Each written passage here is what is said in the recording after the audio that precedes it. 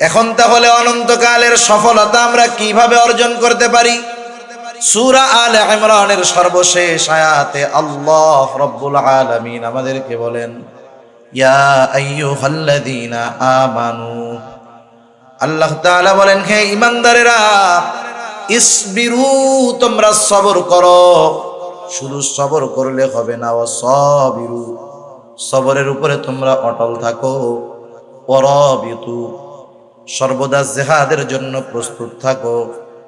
4 number, ওয়াত্তাকুল্লাহ, আল্লাহ তাআলাকে ভয় করো। কেন এই 4 গুণ আমরা অর্জন করব? আল্লাহ তাআলা বলেন, লাআল্লাকুম তুফলিহুন, যাতে তোমরা শুধু মুমিন নয়, সফল মুমিন হতে পারো। সফল কারা? জান্নাতে যাবে যারা। সফল কারা? জান্নাতে যাবে যারা। আমরা সবাই সফল হইতে চাই না? সবাই চাই তো? আল্লাহ কবুল করুন।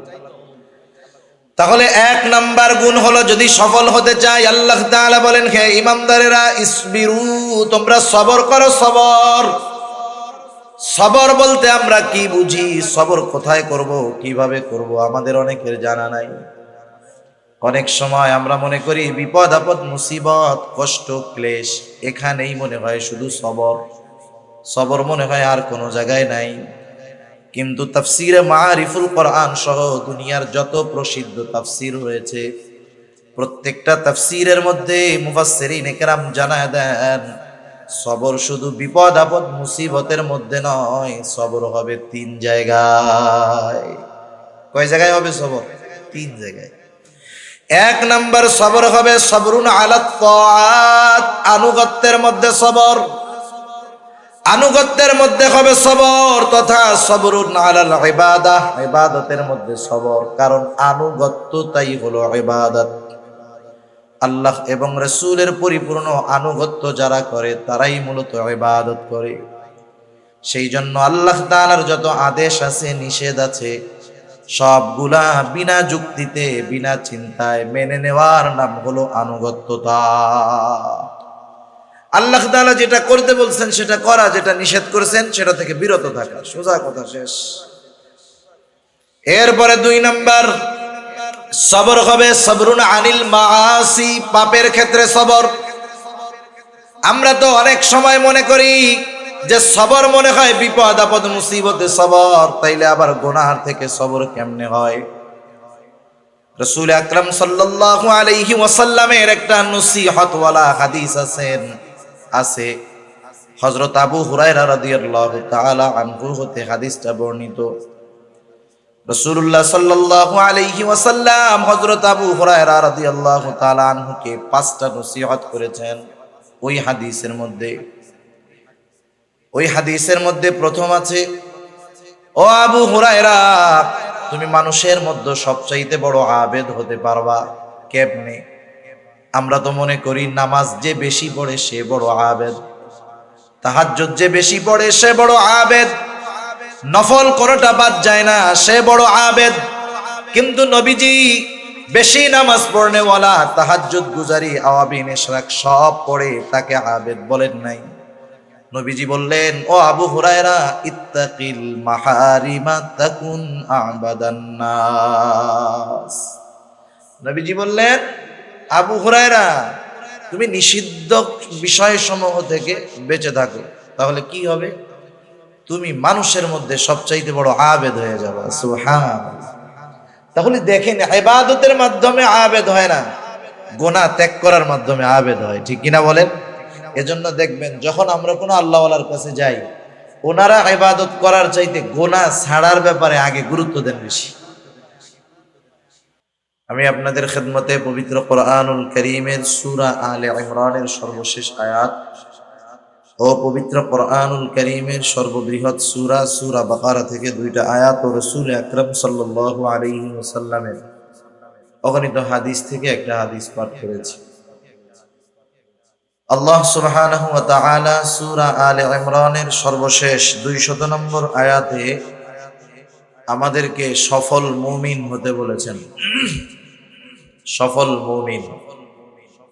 কোরআনুল কারীমের অন্যতম একটি বৈশিষ্ট্য হলো কোরআনুল কারীমের মধ্যে আল্লাহ সুবহানাহু ওয়া তাআলা শুধু আদেশ করেন তা নয়, বরং যেই আদেশটা করেন সেই কর্মটা কিভাবে বাস্তবায়ন করতে হবে আল্লাহ তাআলা এটাও আমাদেরকে জানায় দেন। সুবহানাল্লাহ।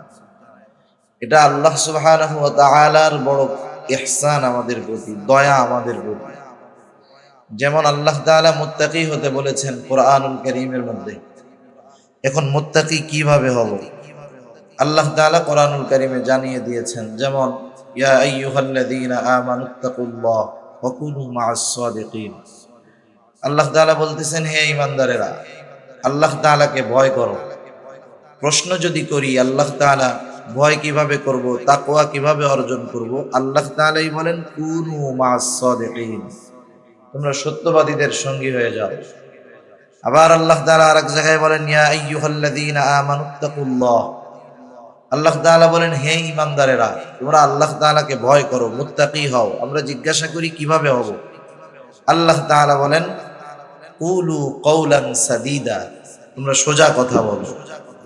এরকম ভাবে আল্লাহ তাআলা আদেশ যেটা করেন সাথে সাথে সেই আদেশ বাস্তবায়নের পদ্ধতিও আল্লাহ তাআলা কোরআনুল কারীমের মধ্যে জানায় দেন। এজন্য আল্লাহ তাআলা আমাদেরকে সফল হতে বলেছেন এবং কি করলে সফলতা অর্জন করা যাবে এও আল্লাহ তাআলা আমাদেরকে জানিয়ে দিয়েছেন। কারণ দুনিয়াতে সফলতা বিফলতার ভিত্তি মানদণ্ড একরকম, সংজ্ঞা একরকম। আল্লাহ তাআলার কাছে সফলতা বিফলতার সংজ্ঞা আর এক রকম। দুনিয়াতে আমরা সফল কাকে বলি? দুনিয়ার লাইনে যে প্রসিদ্ধি অর্জন করে, অনেক সম্পদের মালিক হয় অল্প সময়ে অনেক বড় নেতা হয়ে যায়, পদ লাভ করে, অনেক বড় দুনিয়াবি ডিগ্রি অর্জন করে, আমরা লোকটাকে বলি সে একজন সফল মানুষ, সফল ব্যবসায়ী। কিন্তু আল্লাহ সুবহানাহু ওয়া তাআলার কাছে দুনিয়াবি এই সফলতা অর্জন করলেই আসল সফল হওয়া যায় না। কারণ দুনিয়া সম্পৃক্ত যেই সফলতা, এটা চোখ বন্ধ হওয়ার সাথে সাথে সেটা শেষ। একজন বড় ডিগ্রি লাভ করলো, ডক্টরেট শেষ করলো, পিএইচডি করলো, বলেন তো মৃত্যুবরণ করার সাথে সাথে তার এই ডক্টরেট ডিগ্রির কোনো দাম আছে? কোনো দাম নেই। একজন অনেক টাকার মালিক হলো, চোখ বন্ধ করার সাথে সাথে বলেন তো এই টাকার কোনো দাম আছে? তাহলে বোঝা গেল দুনিয়া সম্পৃক্ত সফলতা আমরা যাকে বলি, এটা চোখ বন্ধ হওয়ার সাথে সাথেই শেষ হয়ে যায়। কিন্তু আল্লাহ তাআলা আমাদেরকে এমন সফল হতে বলেছেন যেই সফলতার শুরু আছে শেষ নাই। সেজন্য আল্লাহ তাআলার সংজ্ঞায় সফলতা অন্য জিনিস। আমরা যাদেরকে সফল ভাবি, আল্লাহ তাআলার কাছে তারা সফল নাও হতে পারে। সফল তাহলে কারা? আল্লাহ তাআলা কোরআনুল কারীমের মধ্যে বলেন ফামান যুহজিহা আনিন নার ওয়া উদখিলাল জান্নাতা ফাকাদ ফাজ। আল্লাহ রাব্বুল আলামিনের সংজ্ঞায় সফল হলো তারা, জাহান্নাম থেকে বেঁচে জান্নাতে যাবে যারা। আল্লাহ তাআলার সংজ্ঞায় সফল হলো তারা। আর যেই দিন আল্লাহ রাব্বুল আলামিন সফলতা বিফলতার সার্টিফিকেট দিবেন, সনদ দিবেন, সেই দিনটা হলো কিয়ামতের দিন। একটু আগেই আল্লাহ রাব্বুল আলামিন বলেন ওয়া ইন্নামা তুওয়াফাউনা উজুরাকুম ইয়াওমাল কিয়ামা ফামান যুহজিহা আনিন নার ওয়া উদখিলাল জান্নাতা ফাকাদ ফাজ। আল্লাহ রাব্বুল আলামিন বলেন ওয়া ইন্নামা তুওয়াফাউনা উজুরাকুম ইয়াওমাল কিয়ামা, কিয়ামতের দিন প্রত্যেককে পরিপূর্ণ প্রতিদান দেওয়া হবে। কিসের প্রতিদান? দুনিয়ায় কে কেমন আমল করেছে তার প্রতিদান। যেমন আমাদের দুনিয়ার মধ্যে স্কুল কলেজ ভার্সিটি মাদ্রাসার মধ্যে পরীক্ষা হয় কি হয় না? অবশ্যই পরীক্ষা আগে, ফলাফল তারপরে। অনুরূপভাবে কিয়ামতের দিবসটা হলো ফলাফল ঘোষণার জায়গা, পরীক্ষার জায়গা নয়। তাহলে পরীক্ষার জায়গা কোথায়? পরীক্ষার জায়গা হলো এই দুনিয়া। দুনিয়া হলো পরীক্ষার হল, আর পরকাল হলো ফলাফলের দিবস, প্রতিদান দিবস। পরীক্ষার হলে সময় কম। একজন পরীক্ষার হলে ঢুকলে একটা বিষয়ে কয় ঘন্টা সময়? সর্বোচ্চ 3 ঘন্টা সময়, ঠিক না? কিন্তু যদি এই 3 ঘন্টা সময় ওই ছাত্র কাজে লাগাতে ব্যর্থ হয়, 3 ঘন্টা সময় যদি কাজে লাগাতে ব্যর্থ হয়, তাহলে তার ব্যর্থতা থাকে সারা জীবন, ঠিক কিনা বলুন? আবার কোন ব্যক্তি যদি পরীক্ষার হলের অল্প সময় কাজে লাগাতে পারে, তাহলে তার সফলতা হয় দীর্ঘদিন ব্যাপী, অনেক দিন ব্যাপী। এই জন্য দুনিয়া হলো পরীক্ষার জায়গা। দুনিয়ার হায়াতটা নিতান্তই বড় কম। কত কম, কত কম! কারণ দুনিয়া আমাদের কিন্তু শেষ আবাসস্থল নয়, আমাদের শেষ মঞ্জিল, শেষ আবাসস্থল হলো জান্নাত। আল্লাহ তাআলা কবুল করুক, সবাই বলি আমিন। আমরা আল্লাহ তাআলার কাছে এই ব্যাপারে আশা রাখি যে ইনশাআল্লাহ আমাদের সবার শেষ মঞ্জিল, শেষ ঘাঁটি হবে জান্নাত। সবাই তো আর যাবে না, তারপরেও আশা রাখি। কারণ আল ঈমানু বাইনাল খাউফি ওয়ার রাজা, আশা এবং ভয়ের মাঝে ঈমান। আশার ব্যাপারে আল্লাহ তাআলার নিকটে সর্বোচ্চ আশা রাখা চাই, আবার ভয়ের ব্যাপারেও সর্বোচ্চ ভীত হওয়া চাই। হযরত ওমর রাদিয়াল্লাহু তাআলা আনহু বলতেন, আমি তো আল্লাহ তাআলার কাছে এত পরিমাণ আশা রাখি যে তামাম দুনিয়ার সব মানুষ যদি জাহান্নামী হয়, একজন মানুষ যদি জান্নাতি হয়, আমি আশা করি আমি ওমর হব সেই একজন ব্যক্তি। সুবহানাল্লাহ। আবার এতটা ভীত আমি যে তামাম দুনিয়ার মানুষ যদি জান্নাতি হয় আর একজন মানুষ যদি জাহান্নামী হয়, আমি ভয় পাই যে হতে পারে ওই একজন ব্যক্তি হব আমি ওমর। আল্লাহ তাআলার ব্যাপারে সর্বোচ্চ আশা রাখা চাই, কারণ আল্লাহ তাআলার ব্যাপারে আমাদের ধারণা যেমন, আমাদের ব্যাপারে আল্লাহ তাআলার ব্যবহার হবে তেমন। সেজন্য আমাদের শেষ মঞ্জিল হলো জান্নাত। কিন্তু এই শেষ মঞ্জিলে যাওয়ার আগে আমরা অনেকগুলা মঞ্জিল, অনেকগুলা ঘাটি অতিক্রম করি, অনেকগুলা ঘাটি। প্রথমত, দুনিয়াতে আমাদের কোনো অস্তিত্ব ছিল না। একটা সময় তো মানুষ বলতেই কোনো কিছু ছিল না। আল্লাহ রাব্বুল আলামিন হযরত আদম আলাইহিস সালামকে সৃষ্টি করেছেন মাটি দিয়ে। আমাদের মূল সৃষ্টি হলো হযরত আদম আলাইহিস সালাম থেকে। আল্লাহর নবী বলেন, আল্লাহ তাআলা আদম আলাইহিস সালামের পৃষ্ঠদেশ তথা পিঠ থেকে আমাদের সবার রূহ একত্রে এক সময় সৃষ্টি করেছেন। আল্লাহ তাআলা আদম আলাইহিস সালাম থেকে আমাদের রূহ সৃষ্টি করেছেন। তাহলে বোঝা গেল এখন আছি দুনিয়ার জগৎ। দুনিয়ার জগতে আসার আগে আমরা আরেকটা জগতে ছিলাম, সেই জগৎটা হলো রূহের জগৎ। বলেন তো, রূহের জগতে আমরা সবাই ছিলাম, কোনো সন্দেহ আছে নাকি? কিন্তু রূহের জগতে আমাদের অবস্থান কাল কত বছর ছিল, এর হিসাব আমাদের কারো জানা আছে নাকি? হয়তো লক্ষ লক্ষ বছর আমরা রূহের জগতে ছিলাম। একটা সময় আল্লাহ তাআলা মা বাবার মাধ্যমে আমাদেরকে দুনিয়ায় পাঠাইছে। আল্লাহ রাব্বুল আলামিন যখন মায়ের গর্ভে 120 দিন পর ওই তুচ্ছ এক ফোঁটা নাপাক পানি একটা মৃত মাংসের টুকরায় প্রস্তুত হয়ে যায়, 120 দিন পর আল্লাহ তাআলার আদেশে ফেরেশতারা হাজির হয়ে যায়। মায়ের পেটের মধ্যে আমি আপনি ছিলাম মৃত।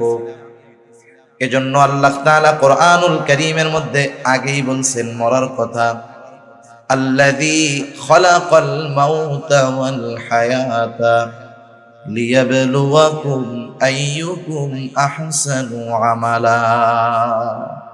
এই জায়গায় আল্লাহ তাআলা আগে বলছেন কি, আল্লাযী খালাকাল মাউতা, যিনি আগে মৌত সৃষ্টি করেছেন। তার মানে দুনিয়ায় প্রাণ পাওয়ার আগে আমরা মৃত ছিলাম, মায়ের পেটে কি ছিলাম? মরা। ফেরেশতারা আল্লাহ তাআলার আদেশে 120 দিন পর এসে আমি আপনি ছিলাম মৃত একটা মাংসের টুকরা। ওই মাংসের টুকরার মধ্যে আল্লাহ তাআলার আদেশে রূহ ফুঁকে দিল, রূহ প্রাণ। কত কুদরত। ওই দিন শুধু যে শুধু প্রাণ ফুঁকে দিছে, রূহ দিয়েছে এমনটা নয়, এই মাংসের বডির সাথে ওই রূহটা কতদিন থাকবে সেই দিন সেটাও নির্ধারিত হয়ে যায়। কতদিন এই দেহের সাথে রূহ থাকবে সেটা মায়ের পেটের মধ্যে থাকতেই লেখা হয়ে গেছে। এই যে বোতলটা দেখেন না, বোতল, এরকম বোতল, প্যাকেট, চিপসের প্যাকেট জিনিস থাকে না, কি লেখা থাকে? এই যে লেখা, 1 নম্বরে মূল্য, এরপরে লেখা আছে উৎপাদনের তারিখ, আর একটা আছে মেয়াদ। উৎপাদনের তারিখ হলো এই বোতলটা যেদিন পানি ভরা হয়েছে, ক্যাপ লাগাই দিছে, সাথে সাথে লেখা আছে মেয়াদ, মানে এই পানিটা কতদিন খাওয়া যাবে। এখন বলেন, মেয়াদ উত্তীর্ণ পানি 3 মাস আগে মেয়াদ উত্তীর্ণ হয়ে গেছে, এই পানি যদি আপনার কাছে নিয়ে দিয়ে বলি হাদিয়া আপনার আমি খাওয়াই দিই, খান, নষ্ট হয়েছে না না হয়েছে আল্লাহ ভালো জানে, কিন্তু যখন দেখবেন যে মেয়াদ শেষ, খাবেন। অনুরূপ ভাবে বোতলের গায়ে যেমন উৎপাদনের তারিখ তথা ওর জন্ম তারিখ আর ওর মৃত্যু তারিখ লেখা আছে, অনুরূপ ভাবে আমার আপনার সাথেও মৃত্যু তারিখ লেখা আছে। বোতলের গায়ের মেয়াদটা দেখা যায়, কিন্তু আমার আপনার মেয়াদ কতদিন দেখাও যায় না, জানাও যায় না। কিন্তু একটা নির্দিষ্ট সময় কিন্তু আছে, কিন্তু আমাদের অজানা, জানা নাই। ওই সময়টা যখন আসবে, নির্দিষ্ট সময়টা যখন হাজির হবে, 1 মুহূর্ত বেশি আমি দুনিয়ায় থাকতে পারবো না, 1 মুহূর্ত আগেও মালাকুল মউত আমার কাছে আসবে না। শুধু তাই না, আমরা মনে করি মানুষ মৃত্যুর কারণ হলো সুস্থতা অসুস্থতা, বিষয়টা এমন না। সমাজে তো অনেক মানুষ দেখা যায় 30 বছর ধরে ঘরে পড়ে আছে, কথাও বলতে পারে না, বিছানায় প্রস্রাব পায়খানা, ভারী খাবারও খায় না, শুধু স্যালাইন পানি খেয়ে বেঁচে আছে 30 বছর। আছে না এরকম? অনেক আছে। আবার একজন সুস্থ মানুষ রাতের বেলায় সুস্থ অবস্থায় ঘুমাতে গেছে, ঘুম থেকে আর জাগে নাই, শেষ। সেজন্য আল্লাহ তাআলা বলেন, ফাইদা জাআ আজালুহুম লা ইস্তাখিরুনা সাআতাও ওয়া লা ইস্তাকদিমুন। একেবারে যথা সময়ে আমাদের মেয়াদ যখন ফুরায় যাবে, মালাকুল মউত হাজির হবে, 1 মুহূর্ত আগেও আসবে না, 1 মুহূর্ত বিলম্ব হবে না। কতদিন দুনিয়ার বুকে ওই মাংসের টুকরার সাথে রূহটা থাকবে, আল্লাহ তাআলার আদেশে মায়ের পেটের মধ্যেই ওটা ফিক্সড হয়ে যায়। কেউ তো এমন হয় মায়ের গর্ভে থাকতেই মৃত অবস্থায় দুনিয়ায় আসে, কেউ বা দুনিয়ায় ভূমিষ্ঠ হওয়ার পরে মারা যায়, কেউ 2 বছর, 10 বছর, 15, 20, 50, 60, 70, 80 বছর, 100 বছর বাঁচে, এমন লোকের সংখ্যা কম। তাহলে দেখেন, রূহের জগতে আমরা কত বছর ছিলাম হিসাব নাই, লক্ষ লক্ষ বছর। দুনিয়ার জগতে কত বছর? গড় আয়ু হলো 65 থেকে 70 বছর মাত্র। এরপরে যেই দিন আমার মেয়াদ শেষ হয়ে যাবে, মালাকুল মউত আমার দেহ থেকে রূহটাকে ছিনিয়ে নিয়ে যাবে। আমাদের এলাকায় মানুষ মারা যাওয়ার পর মাইকিং করা হয়, ঘোষণা করা হয়, অমুক এলাকার অমুক আজ বিকাল 5 ঘটিকার সময় ইন্তেকাল করিয়াছে, আগামী দিন সকাল 8টায় ঈদগাহ ময়দানে তার জানাজা হবে। এরকম ঘোষণা করে না? কি বলে? বলে ইন্তেকাল করিয়াছে। ইন্তেকাল শব্দের অর্থ হলো স্থানান্তরিত হওয়া। এক জায়গায় ছিল আর এক জায়গায় গেছে, তার মানে আব্দুর রহিম শেষ হয়ে যায় নাই। আব্দুর রহিম এতকাল দুনিয়ার জগতে ছিল, স্থানান্তরিত হয়ে নতুন এক জগতে পদার্পণ করেছে, যেই জগতের নাম হলো আলমে বারজাখ। কবর জগতে গেছে, নতুন এক জগতে গেছে। মাঝে মধ্যে আপনাদের বাজারে দেখবেন এক বিল্ডিং এ অনেক দিন অগ্রণী ব্যাংক আছে, এইবার ব্যাংক ওই বিল্ডিং চেঞ্জ করে আরেক জায়গায় গেছে, এবার ওইখানে লেখা থাকে ব্যাংক স্থানান্তর করা হয়েছে। ব্যাংক চলে যায় নাই, স্থানান্তর করা হয়েছে, এখানে ছিল আরেক জায়গায় নেওয়া হয়েছে। আমরা ছিলাম দুনিয়ার জগতে, যেতে হবে নতুন এক জগতে, এটার নাম হলো আলমে বারজাখ, সোজা কথায় কবর জগৎ। ওইখানে আমাদের কতদিন থাকতে হবে বলেন তো? হিসাব আছে নাকি? হয়তো লক্ষ লক্ষ বছর পার হয়ে যাবে, এরপরেও কবর জগতের একদিন অবসান ঘটবে, কবর জগৎ একদিন শেষ হয়ে যাবে। নতুন এক জগতের দিকে আমাদেরকে রওনা হতে হবে। আল্লাহ তাআলা কোরআনুল কারীমের মধ্যে বলেন ওয়ানুফিখা ফিস সূরি ফাসাইকা মান ফিস সামাওয়াতি ওয়া মান ফিল আরদ সুম্মা নুফিখা ফীহি উখরা ফাইযা হুম কিয়ামুন ইয়ানদুরুন। আল্লাহ রাব্বুল আলামিনের আদেশে ইসরাফিল আলাইহিস সালাম সিংহায় ফুৎকার দিবে। প্রথমবার সিংহায় ফুৎকার দেওয়ার পর এত আওয়াজ হবে, ফাসাইকা মান ফিস সামাওয়াতি ওয়া মান ফিল আরদ, আসমান জমিন এই দুইটার মাঝে যা আছে সব অজ্ঞান হয়ে যাবে, মৃত্যু ঘটে যাবে তাদের। এরপরে দীর্ঘকাল পর আল্লাহ তাআলার আদেশে ইসরাফিল আলাইহিস সালাম আরেকটা সিংহায় ফুৎকার দিবে। আল্লাহ তাআলা বলেন সুম্মা নুফিখা ফীহি উখরা ফাইযা হুম কিয়ামুন ইয়ানদুরুন।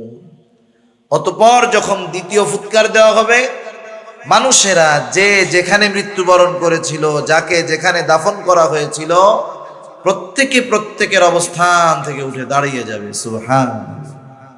আর এদিকে ওদিকে তাকায় দেখবে কি হইতেছে, এগুলা কি হচ্ছে। এগুলা কিয়ামতের দিন যখন মানুষেরা দেখবে জমিন তার অভ্যন্তরে যা ছিল সব উগরায়া দিচ্ছে। মুফাসসিরিনে কেরাম বলেন এগুলো মানুষের দেহ, কোন মুফাসসির বলেন এগুলা হলো স্বর্ণের খনি টনি সব। আর ওরা দেখবে, হায় রে, তারা বলবে ক্বালাল ইনসানু মা লাহা, কি হইতেছে এগুলা? এগুলার জন্যই তো দুনিয়াতে সব কিছু করছিলাম, আল্লাহর অবাধ্য হয়েছিলাম, নাফরমানি করেছিলাম, কি হইতেছে এগুলা? মানুষ অবাক হয়ে যায়। আল্লাহ তাআলা কোরআনুল কারীমের মধ্যে আরেক জায়গায় বলেন মানুষেরা যখন কিয়ামতের দিন উঠবে, শুধু তাই না, আল্লাহ রাব্বুল আলামিন তাদের রবের দিকে তারা ছুটতে থাকবে। নতুন এক জগতে পদার্পণ, ছিলাম আলমে বরজখ, এখন উঠে গেলাম হাসরের ময়দানে।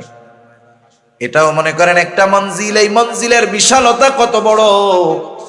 আল্লাহ রাব্বুল আলামিন কোরআনুল কারীমের মধ্যে বলেন ইয়াউমান কানা মিকদারুহু 50,000 সানা।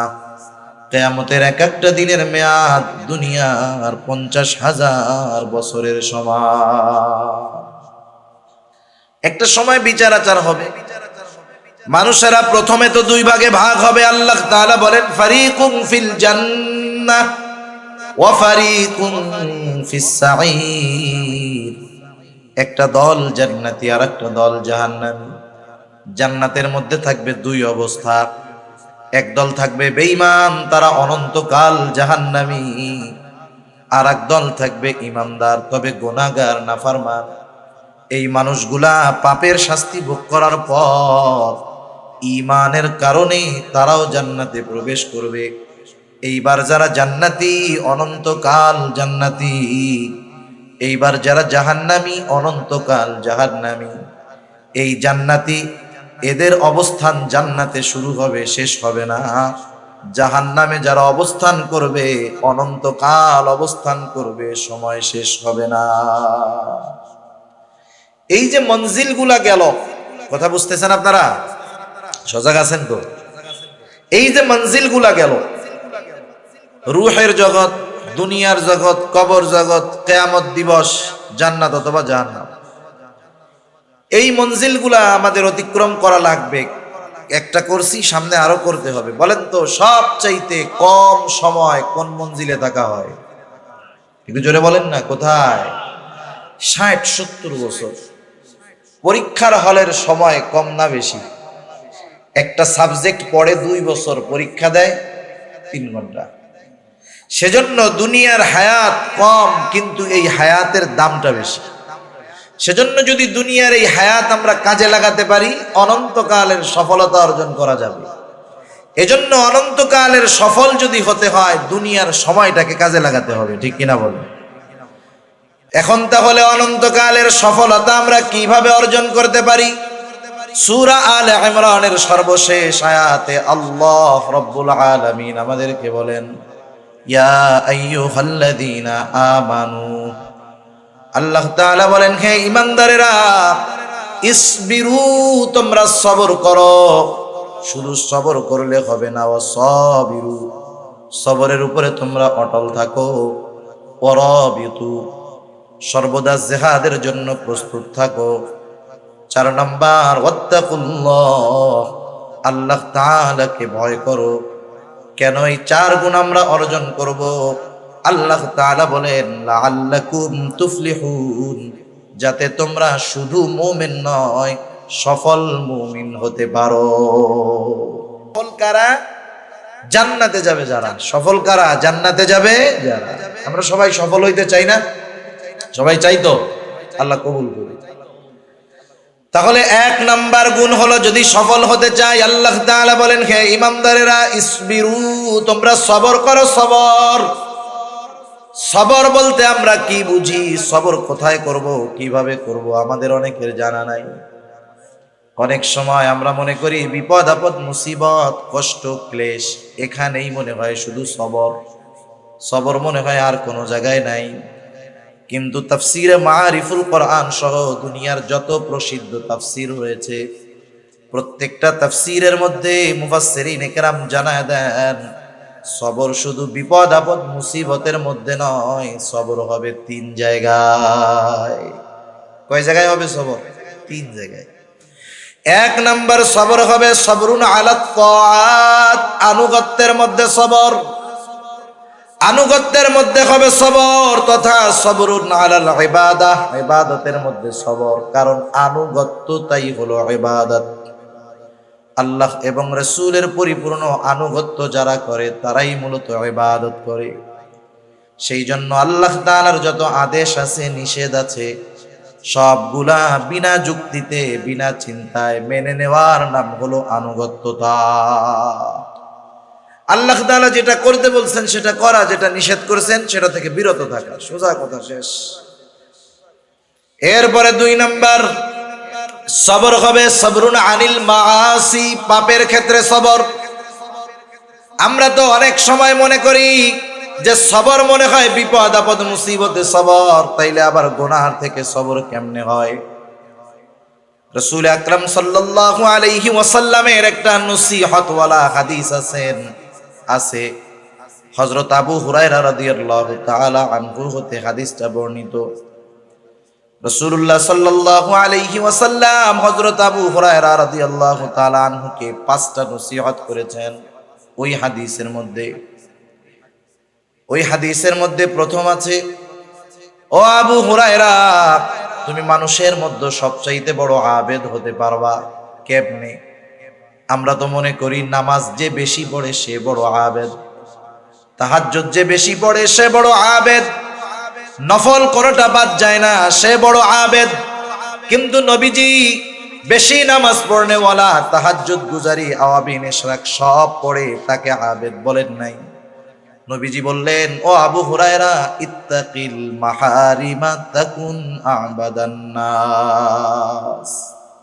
নবীজি বললেন, আবু হুরায়রা, তুমি নিষিদ্ধ বিষয়সমূহ থেকে বেঁচে থাকো, তাহলে কি হবে? তুমি মানুষের মধ্যে সবচাইতে বড় আবেদ হয়ে যাবে। সুবহানাল্লাহ। তাহলে দেখেন, ইবাদতের মাধ্যমে আবেদ হয় না, গুনাহ ত্যাগ করার মাধ্যমে আবেদ হয়, ঠিক কিনা বলেন? এজন্য দেখবেন যখন আমরা কোনো আল্লাহওয়ালার কাছে যাই, ওনারা ইবাদত করার চাইতে গুনাহ ছাড়ার ব্যাপারে আগে গুরুত্ব দেন বেশি। রাসূল আকরাম সাল্লাল্লাহু আলাইহি ওয়াসাল্লাম একদিন ফজরের নামাজের সময় মসজিদে নববীর মধ্যে বসে আছেন, সব সাহাবারা নামাজের জন্য উপস্থিত। রাসূল আকরাম সাল্লাল্লাহু আলাইহি ওয়াসাল্লাম হঠাৎ করে বলতেছে, শোনো, এখন যেই ব্যক্তি দরজা দিয়ে প্রবেশ করবে সে জান্নাতি। নবীজির জবান দিয়ে বের হয়েছে সে জান্নাতি, কোনো সন্দেহ নাই। সবার নজর দরজার দিকে, কোন আল্লাহর বান্দা এখন দরজা দিয়ে ঢুকে সৌভাগ্যবান ব্যক্তি, সবাই দেখতে চায়। সবাই তাকায় দেখে এক আল্লাহর বান্দা ঢুকছে, ওযু করছে, বোঝা যায় এখনো দাড়ি ভেজা পানি পড়তেছে, বাম হাতের মধ্যে জুতা। আল্লাহর বান্দা ভেতরে ঢুকলেন, প্রথম দিন গেল, আবার পরের দিন আল্লাহর নবী বলতেছে, এখন যেই ব্যক্তি দরজা দিয়ে ঢুকবে সে জান্নাতি। সবার নজর দরজার দিকে, কে সেই সৌভাগ্যবান ব্যক্তি? এবার তাকায় দেখে বিগত দিন যেই ব্যক্তি দরজা দিয়ে ঢুকেছিল আজকেও সে ঢুকছে। আগের দিন যেমন অজু করছে দাড়ি থেকে পানি পড়তেছে, আজকেও দাড়ি থেকে পানি পড়ে। দ্বিতীয় দিন চলে গেল, তৃতীয় দিন আবার নবীজি বলতেছেন, শোনো, এখন যেই ব্যক্তি দরওয়াজা দিয়ে ঢুকবে সে জান্নাতি। সবার নজর আবার দরজার দিকে তাকায় দেখে বিগত 2 দিন যেই ব্যক্তি ঢুকেছে যেই অবস্থায় ছিল আজকেও সেই অবস্থা। দাড়ি দিয়ে পানি পড়তেছে, মানে মাত্র অজু করছে একটু আগে, বাম হাতের মধ্যে জুতা ঢুকছে। একটা বর্ণনায় ওই ব্যক্তির নাম আসছে, আর এক বর্ণনায় আসে নাই। মুসনাদে আহমদের মধ্যে আর এক বর্ণনায় আসছে যেই ব্যক্তি ঢুকছে ওনার নাম হলো হযরতে সাদ রাদিয়াল্লাহু তাআলা। এক ব্যক্তির ব্যাপারে যখন বিশ্বনবীজির পর পর 3 দিন একই ঘোষণা, এই লোকটা জান্নাতি, কোনো সন্দেহ নেই, ঠিক কিনা বল? একজন সাহাবী আব্দুল্লাহ ইবনে আমর ইবনুল আস রাদিয়াল্লাহু তাআলা, উনি চিন্তা করলেন কোন স্পেশাল আমলের কারণে নবীজি পর পর 3 দিন তার ব্যাপারে এমন ঘোষণা দিলেন। নবীজি তো নিজে দেন নাই, নিশ্চয়ই আসমানের মালিকের পক্ষ থেকে ইশারা আছে। এবার উনি যায় বলতেছে, ভাই, আমি তোমার বাড়িতে একটু 3 দিন মুসাফির হিসাবে থাকতে চাই, মেহমান হিসাবে থাকতে চাই, আমাকে তুমি 3 দিন তোমার বাড়িতে রাখবা নাকি? সারাদিন থাকবো না, খাবার দাবারও খাওয়া লাগবে না, শুধুমাত্র রাত্রি যাপন করব, তোমার বাড়িতে রাখবা নাকি? কোনো অসুবিধা নাই, থাকেন। আগের আমলে মেহমানদারিটা সহজ ছিল, ঝামেলা ছিল না। এখন আমি যদি এক জায়গার মেহমান হই, আমি চিন্তা করি আমারে 5 পদের না খাওয়াইলে বদনাম, ঠিক না? আগের আমলে এমন হইতো, একজন গেছে এক বাড়িতে মেহমান হইয়া, বাড়ি কিছুই নাই, কিছুই নাই, মেহমান গেছে ফেরাইয়া দেয় নাই। মেহমান যাওয়ার পরে বলতেছে, কি বলবো, আলহামদুলিল্লাহ আপনি আসছেন, মেহমান তো বরকত নিয়ে আসে, আমাদের ঘরে কিছু নাই, আমরা রোজা আছি, আপনিও থাকেন, ইনশাল্লাহ কিছু একটা হবে। আর এখন মেহমান আসলে আমার ঘরে কিছু নাই, আমি যদি বলি আমারও ইজ্জত শেষ, মেহমানেরও ইজ্জত শেষ, ঠিক কিনা বলেন? সেজন্য আগে মেহমান আসলে মানুষ খুশি হইতো যে বরকত আসতেছে, এখন মেহমান আসলে টেনশনে পড়ে যায় যে মাসের শেষ, কি খাওয়ামু, কি করবো, কি বদনাম করবে আত্মীয় স্বজনের কাছে যায়, ঠিক আছে? সব লোক দেখানো লৌকিকতা হয়ে গেছে আমাদের, ঠিক কিনা বলেন? সেজন্য মেহমান আসলে বরকত আগের মতো আসে না, আমাদের নিয়তের গরমিলের কারণে। এখন উনি রাতের বেলা থাকবে, খাবে টাবে না, কিন্তু উনি তো থাকবে ঘুমানোর জন্য না, দেখার জন্য রাতের বেলা কি আমল করে। এশার নামাজ পড়ে একসাথে বাড়িতে যাওয়ার পর ওনারে দিছে আরেক ঘরে থাকার জন্য, উনি ঘুমায় না, খেয়াল করতেছে হযরতে সাদ কি করে। তিনি দেখলেন এশার নামাজের পর খাওয়া দাওয়া খেয়ে আল্লাহর বান্দা ঘুমাইছে, উনি সারা রাত জাগ না, কখন আল্লাহর বান্দা উঠে কি আমল করে দেখবো দেখবো দেখবো করতে করতে ফজরের আজান দিয়ে দিল। উনি ঘুম থেকে উঠলেন, জরুরত সেরে ওযু করে মসজিদের দিকে রওনা হয়ে গেলেন নামাজ পড়ার জন্য। প্রথম দিন এই অবস্থা, এবার দ্বিতীয় দিন খেয়াল করতেছে কি করে, চিন্তা করতেছে ধারাবাহিক আমল, হয়তো একদিন কোনো কারণে বাদ যাইতে পারে, দ্বিতীয় দিন আশা করি বাদ যাবে না। আবার দ্বিতীয় দিন সারা রাত জাগ্রত, দেখি কি আমল করে, কি আমল করে। তাকায় দেখে কোনো আমল নাই, এশার নামাজ পড়ে লম্বা ঘুম, ফজরের আজানের সময় ঘুম থেকে উঠলো, একটু চিন্তিত হয়ে গেছে, হায় রে, কোনো আমল টামল তো দেখি না, কি ব্যাপার। দেখি আর একটা দিন থাকি, কারণ কোনো ব্যক্তি যদি ধারাবাহিকভাবে কোনো আমল করে, সাধারণত যত ব্যস্ততা থাকুক না কেন পরপর 3 দিন বাদ যাবে না। তৃতীয় দিন রাত্রে আবার সারা রাত জাগ্রত, দেখতে চায় কি করে। দেখলো এশার নামাজ পড়ে ঘুমায়, ফজরের আজান দিলে ঘুম থেকে উঠলো। এবার আর মনের মধ্যে কৌতূহল চাপায় রাখতে পারে নাই, প্রশ্ন করতেছে এবার ওকে যে, ভাই শোনো, পরপর 3 দিন তোমার বাড়িতে অবস্থানের একটা কারণ আছে। এর আগে পরপর 3 দিন ফজরের নামাজের সময় আমরা মসজিদের ভিতর নবীজি ঘোষণা করলেন, এখন যেই ব্যক্তি দরজা দিয়ে ঢুকবে সে জান্নাতি। আমরা পরপর 3 দিন দরজার দিকে তাকায় দেখলাম, পরপর 3 দিন যেই ব্যক্তি ঢুকেছে তুমি হলা সেই ব্যক্তি। পরপর তোমার নামে নবীজি 3 দিন এই ঘোষণা দিছে, তুমি তো জান্নাতি, কোনো সন্দেহ নাই। কিন্তু এই 3 দিন রাত্রে তোমার বাড়িতে ছিলাম তোমার আমল দেখার জন্য, কিছুই তো পাইলাম না, কি করলা একটু কও তো। হযরতে সাদ রাদিয়াল্লাহু তাআলা আনহু বলেন, নবীজি যদি আমার ব্যাপারে এমন ঘোষণা দিয়ে থাকেন তো আলহামদুলিল্লাহ, আল্লাহর কৃতজ্ঞতা প্রকাশ করি। তুমি যে উদ্দেশ্য আসছো, আমার এমন কোনো আমল নাই। আমি কি করি শোনো, এশার নামাজ পড়ে রাতে ঘুমাতে যাই।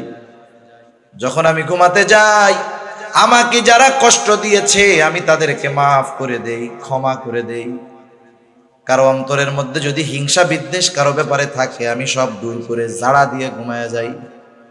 মনটাকে পরিষ্কার করে আমি ঘুমাতে যাই, এতটুকু করি, এর চেয়ে আর বেশি কিছু না।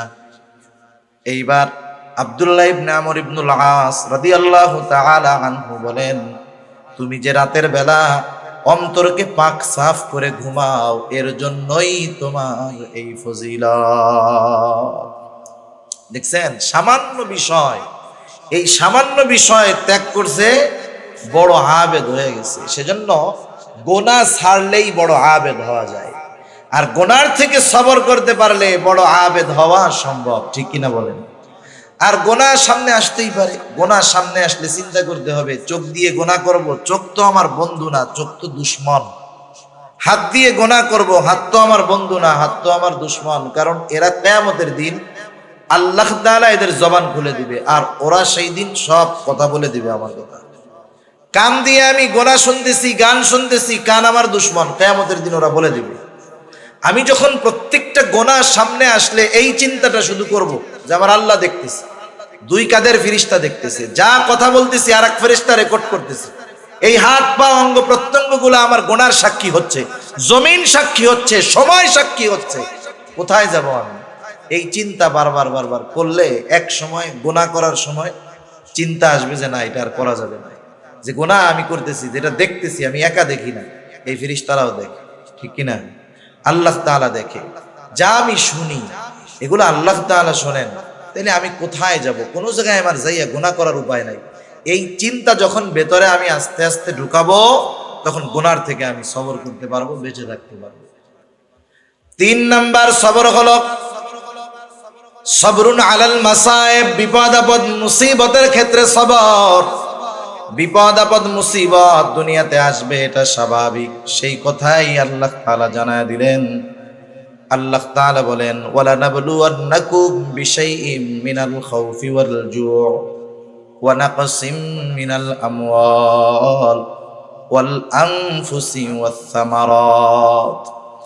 আল্লাহ রাব্বুল আলামিন দুইটা তাগিদ যোগ করে বলেন, ওয়ালা নাবলুওয়ান্নাকুম, আমি অবশ্যই অবশ্যই তোমাদের পরীক্ষা নিব। আল্লাহ তাআলা কত মেহেরবান, কত দয়ালু, শুধু পরীক্ষা নিবেন এই ঘোষণা দিলেন না, পরীক্ষাগুলা কোন কোন পদ্ধতিতে হবে এই সাজেশন গুলাও আল্লাহ তাআলা জানায় দিলেন। সুবহানাল্লাহ বলেন। আল্লাহ তাআলা কত মেহেরবান, শুধু যদি বলতেন আমি পরীক্ষা নিব, কিছু বলার ছিল, করার ছিল, আমাদের কিছু করার বা বলার ছিল, বলেন ছিল না। কিন্তু পরীক্ষাগুলা কিভাবে নেবেন আল্লাহ তাআলা বলে দিলেন। যেমন দেখেন, পরীক্ষার আগে ছাত্ররা ওস্তাদদের কাছে যায়, স্কুলেও যায়, মাদ্রাসায়ও যায়। যার পরে কি বলে যে হযরত কিতাব তো অনেক বড়, একটু দাগায় দেন না, কোন কোন গুলো আসতে পারে। হযরত তো দাগায় দেয়, তাহলে কি হয়, বিশাল কিতাব পরীক্ষার জন্য সব যদি পড়তে হয় কঠিন হয়ে যাবে। একটু সংক্ষিপ্ত যদি হয়ে যায়, সাজেশন যদি পাওয়া যায়, তাইলে প্রস্তুতি নেওয়াটা সহজ হয়। ঠিক কিনা বলেন? আল্লাহ তাআলা কত মেহেরবান, সংক্ষিপ্ত সাজেশন দিয়ে দিয়েছেন।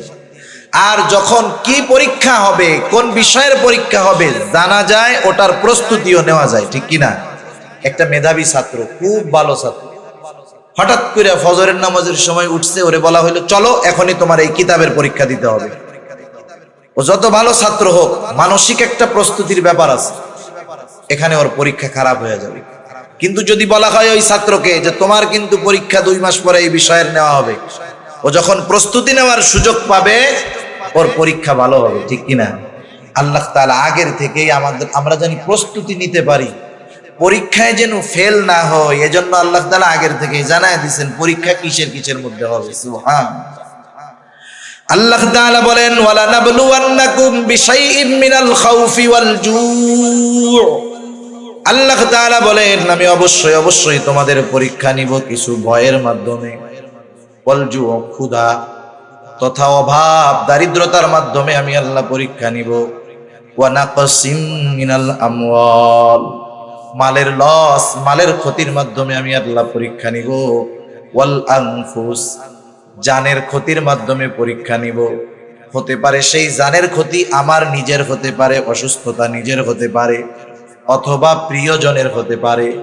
মনে করেন আল্লাহ তাআলার কাছে চাইতে চাইতে 10 বছর পরে আল্লাহ তাআলা একটা সন্তান দিলেন। যে আল্লাহ সন্তান দিলেন সে আল্লাহ চাইলে নিয়েও যাইতে পারেন। এইবার সন্তানটার বয়স যখন হলো 2-3 বছর, আব্বু আব্বু ডাকে, আম্মু আম্মু ডাকে, আবার ছেলেটারে আল্লাহ নিয়ে গেল। জানের ক্ষতি নিজের মাধ্যমে, নিজের জানের ক্ষতি অথবা প্রিয়জনের জানের ক্ষতির মাধ্যমে আল্লাহ তাআলা পরীক্ষা নেন। ওয়াসসামারাত, ফল ফসলের ক্ষতির মাধ্যমে আল্লাহ তাআলা পরীক্ষা নেন। কি পরীক্ষা নেন?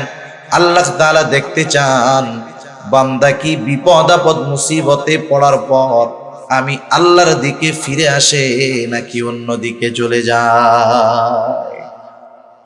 ইমানের 6টি ভিত্তির অন্যতম ভিত্তি হলো আল কদরি খাইরিহি ওয়া শাররিহি মিনাল্লাহি তাআলা। তাকদীরের ভালো মন্দ তথা গোটা জিন্দেগীর সব কল্যাণ অকল্যাণ কার তরফ থেকে হয়? আল্লাহর তরফ থেকে। আল্লাহ তাআলাই কল্যাণ দেন, আল্লাহ তাআলাই অকল্যাণ দেন। আল্লাহ তাআলা কল্যাণ দিয়েও পরীক্ষা নেন, অকল্যাণ দিয়েও আল্লাহ পরীক্ষা নেন। কেউ যদি মনে করে আমারে টাকা পয়সা দিছে মনে হয় ভালোবাসে এই জন্য, বিষয়টা এমন না। তাইলে কারুন হইতো আল্লাহর সবচাইতে ভালোবাসার পাত্র, ঠিক কিনা বলেন? সেজন্য আল্লাহ দিয়েও পরীক্ষা নেন, না দিয়েও পরীক্ষা নেন। দিয়ে কি পরীক্ষা নেন? দিয়ে দেখেন যে শকর করে কিনা, ফখর করে কিনা, গর্ব করে কিনা, আমি আল্লাহকে ভুলে যাই কিনা।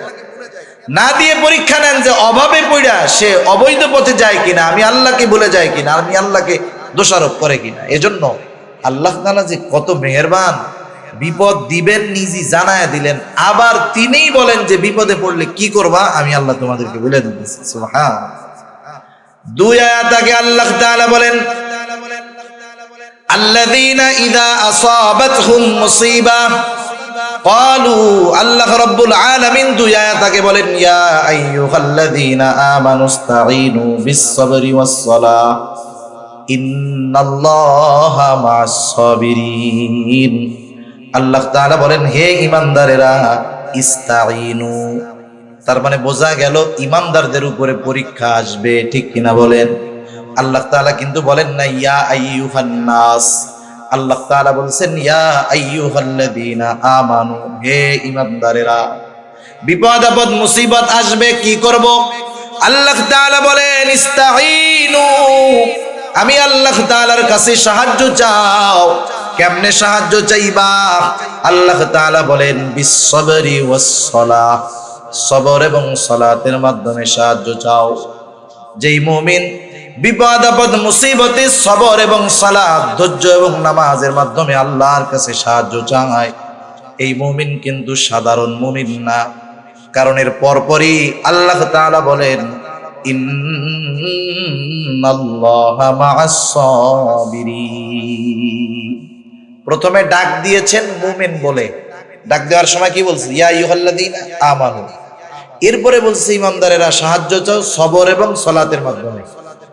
এরপরে আল্লাহ তাআলা এইটা বলেন নাই যে ইন্নাল্লাহা মা'আল মুমিনিন, এটা বলেন নাই। তার মানে আল্লাহ তাআলা বললেন যেই মুমিন সবর এবং সালাতের মাধ্যমে সাহায্য চায় সে সাধারণ মুমিন না, সে সবের মুমিন। সুবহান। আল্লাহ উপাধি দিয়ে এবার ডাকছে, স্পেশাল উপাধি দিয়ে যে সবের মুমিন। সেজন্য বিপদ আপদ আসবে, আসলে সাহায্য চাইতে হবে কার কাছে? এখন আমরা যে সবের মুমিন হইতে পারলাম কি পারলাম না, এর একটা প্রাথমিক পরিচয় আল্লাহ তাআলা দিয়ে দিয়েছেন। প্রত্যেকটা জিনিসের পরিচয় আছে না? মনে করেন রাস্তা দিয়ে চলতেছেন, কাদার মধ্যে মুরব্বীরা চলে আসছে, এরপরে কথা বলা বেয়াদবি, অল্প সময় কাদার মধ্যে চলতেছেন, হাঁটতেছেন, মাঝে মধ্যে পড়ে যায় না মানুষ? পড়ে গেলে কি করে? কেউ কেউ ওরে বাপরে, ওরে মারে। কেউ কেউ যে যে দরবারে মহব্বত করে সেই দরবারের বাবার নাম ধরে নেয়, ঠিক না? সব জায়গাতে সবকিছু বলা যায় না। অনেকে আবার কি বলে, ওরে মা ওরে বাবা গেছি রে। ওই যে কেউ কেউ আছে শিয়া টাইপের, ওরা কয় ইয়া আলী গেছি রে। আবার কেউ কেউ বলে ও আল্লাহ। সবাই কি ও আল্লাহ বলে নাকি? আপনাদের ছোট ছোট বাচ্চা আছে, 2-3 বছরের বাচ্চা, 2 বছরের বাচ্চা, আপনি ওর বাপ আপনি ওরে নিয়ে দোকানে গেছেন, বাড়ির বাইরে গেছেন, এই বাচ্চা যদি আপনার কোলেই কান্না শুরু করে, বলেন তো কাকে আগে ডাকবে? মা মা মা।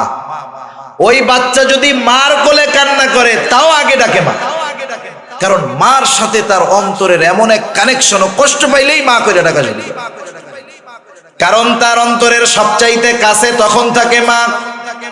আর স্বাভাবিক বিষয়টা এমন, মানুষ যখন বিপদ আপদ মুসিবত কষ্ট ক্লেশের মধ্যে পড়ে, সর্বপ্রথম তার কথাই স্মরণ হয়, তাকেই মনে হয় যাকে সে সবচাইতে বেশি ভালোবাসে। এজন্য আল্লাহ রাব্বুল আলামিন বলেন, ওয়ালা নাবলুওয়ান্নাকুম বিশাইইম মিনাল খাউফি ওয়াল জু' ওয়া নাকসিম মিনাল আমওয়ালি ওয়াল আনফুসি ওয়াত থামারাত ওয়া বাশশিরিস সাবিরিন। পরীক্ষা নিব আমি ওইগুলার মাধ্যমে, আর আপনি সুসংবাদ জানায় দেন যেই মানুষগুলা সবের, বিপদ আপদ মুসিবতে আল্লাহ তাআলার কাছে ওই দুই পদ্ধতি অবলম্বন যারা করে তারাই সবের। আল্লাহ তাআলা বলেন বাশশিরিস সাবিরিন, ধৈর্যশীলদেরকে আপনি সুসংবাদ জানায় দেন। এরপরে আল্লাহ তাআলা একটু পরিচয় দিচ্ছে ধৈর্যশীল কারা। আল্লাহ তাআলা বলেন সুসংবাদ জানায় দেন ওই সমস্ত ধৈর্যশীলদেরকে যারা আল্লাযীনা ইযা আসাবাতহুম মুসিবা ক্বালু ইন্না লিল্লাহি ওয়া ইন্না ইলাইহি রাজিউন।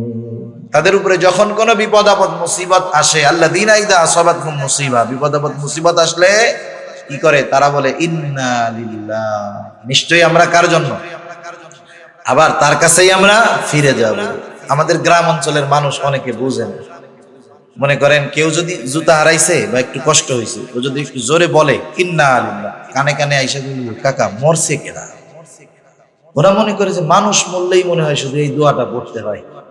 না না, এটা সব বিপদ আপদ, ছোট বড় সব বিপদে এটা পড়তে হবে। একটা হাদিস বিলা শেষ করে দেব, সহিহ মুসলিমের মধ্যে আসছে, রাসূল আকরাম সাল্লাল্লাহু আলাইহি ওয়াসাল্লাম একটা দোয়া আমাদেরকে শিখাইয়া দিয়েছেন, আজীব এক দোয়া। দোয়া তো আমরা কিছু হাদিস থেকে শিখি, কিছু কোরআন থেকে শিখি, কিছু দোয়া শুধু কোরআন থেকে, কিছু দোয়া শুধু হাদিস থেকে। এমন এক দোয়া নবীজি শিখাইয়া দিলেন, যার এক অংশ শিখাইয়া দিয়েছেন আল্লাহ, আর এক অংশ শিখিয়ে দিয়েছেন মুহাম্মদুর রাসূলুল্লাহ সাল্লাল্লাহু আলাইহি ওয়াসাল্লাম। রাসূল আকরাম সাল্লাল্লাহু আলাইহি ওয়াসাল্লাম বলেন, যখন কেউ বিপদ আপদ মুসিবতে পড়বে সে বলবে ইন্না লিল্লাহি ওয়া ইন্না ইলাইহি রাজিউন, নিশ্চয় আমরা আল্লাহর জন্যই, নিশ্চয় আমরা আবার তার দিকেই প্রবর্তন করব, ফিরে যাব। এতটুকু বলবে। এরপর পর বলবে আল্লাহুম্মা আজুরনি ফি মুসিবাতি ওয়া আখলিফলি খায়রাম মিনহা। এর সাথে সাথে বলবে আল্লাহুম্মা আজুরনি ফি মুসিবাতি, আয় আল্লাহ আমি যেই বিপদে পড়েছি এই বিপদের প্রতিদান আমাকে দেন, এই বিপদ থেকে আমাকে উদ্ধার করেন। শুধু উদ্ধার করবেন, ছোটখাটো প্রতিদান দিবেন তা নয়, ওয়া আখলিফলি খায়রাম মিনহা, এই মুসিবত এই বিপদের মাধ্যমে আমি যা হারিয়েছি তার চাইতে উত্তম আপনি আমাকে ফিরিয়ে দেন। নবীজি এরপরে বলেন যে এই দোয়াটা পড়বে বিপদ আপদ মুসিবতের সময়, সে বিপদের মাধ্যমে যা হারাইছে তার চাইতে উত্তমটা আল্লাহ তাআলা তাকে দিয়ে দিবে। সুবহানাল্লাহ। তবে একটু শর্ত আছে। শর্ত হলো, আর এক হাদিসে আল্লাহ নবী বলেন সবর হলো বিপদের প্রথমে, কিন্তু আমরা সবর করি কোন সময়? যখন নিজেরা আর কুলায় পারি না, ঠিক না? মনে করেন আমি বাজারে যাইতেছি, একজন বাজারে যাচ্ছে, পকেটে 1000 টাকার নোট নিয়ে হঠাৎ করে রাস্তার মধ্যে পড়ে গেছে। বাজারে যেয়ে পকেট টকেট টুকায় দেখে টাকা নাই, কি করবে? দাঁড়ায় থাকবে না আসবে পিছনে? 15-20 বার রাউন্ড দেওয়ার পরে যখন দেখবে টাকা পায় না, তখন কি বলবে জানেন? সদকা করে দিলাম টাকাটা, আল্লাহ সদকা করে দিলাম, ঠিক না? এই মুহূর্তে আরেকজন বলতেছে কাকা আপনি কিছু খুঁজতেছেন? হ্যাঁ খুঁজি রে বাপ, আমার 1000 টাকা হারাই গেছে। এই তো 1000 টাকা। এখন বলেন এই লোক কি করবে? একটু আগে কি কইছে? সদকা করে দিলাম। এখন পিছন দিয়ে বলতেছে এই যে টাকা, এই লোক কি করবে বলেন? তখন আর আল্লাহকে সদকা করছিল এটা আর মনে থাকবে না। তা যাই হোক, বিপদ আপদ মুসিবত যখন একবারে আমরা যখন না পারি তখন আল্লাহর উপরে নিয়ে যাই, কিন্তু উচিত হলো প্রথম থেকেই আল্লাহর উপরে ভরসা করা, শরীয় সমর্থিত পন্থায় চেষ্টা করা, কিন্তু ওই চেষ্টা যে আমার সফলতা আনতে পারবে তা না, বরং সফলতা দিবেন কে? আল্লাহ তাআলা। যেমন 1 মিনিট আর শেষ করে দিই। হাসপাতালে যখন কোনো রোগী অসুস্থ থাকে, অনেক সময় আপনাদের কাছে আমাদের কাছে দোয়া চাই, বলে হুজুর আমার আব্বার অমুক দিন অপারেশন, একটু দোয়া করেন আল্লাহ তাআলা যেন অপারেশনটা সাকসেসফুল করে। অথবা রোগী ডাক্তার অপারেশন থিয়েটারে অপারেশন চলতেছে, দোয়া চাই কি কইরা? বলে যে একটু দোয়া করেন আল্লাহ যেন অপারেশনটা সাকসেস করে। বলেন তো, অপারেশন থিয়েটারে তো অপারেশন করতেছে ডাক্তার, আল্লাহ করতেছে অপারেশন? অপারেশন করে ডাক্তার, তার মানে ডাক্তার অপারেশন করে কিন্তু সাকসেস করতে পারে না। সাকসেস করে কে?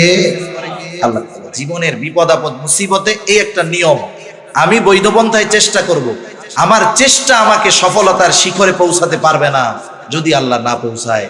এই যে করোনা হইতেছে, মাস্ক, স্যানিটাইজার, টিকা, এগুলার উপরে আমার ভরসা না, এগুলা আমি নিব ঠিক আছে, কিন্তু আল্লাহ তাআলা যদি হেফাজত করে তাইলে বাঁচতে পারবো, নইলে বাঁচা সম্ভব না। আল্লাহ সুবহানাহু ওয়া তাআলা আমাদের সবাইকে এই 3টা জায়গায় সবর করার তৌফিক দান করুক, ইবাদতের মধ্যে, গুনার থেকে, বিপদ আপদ মুসিবতে, এবং আল্লাহ তাআলা আমাদের সবাইকে সাবিরিন বান্দাদের তালিকায় অন্তর্ভুক্ত হওয়ার তৌফিক দান করুক। সবাই বলি আমিন। ওয়া আখিরু দাওয়ানা আলহামদুলিল্লাহি রাব্বিল আলামিন। আসসালামু আলাইকুম ওয়া রাহমাতুল্লাহি ওয়া বারাকাতুহু।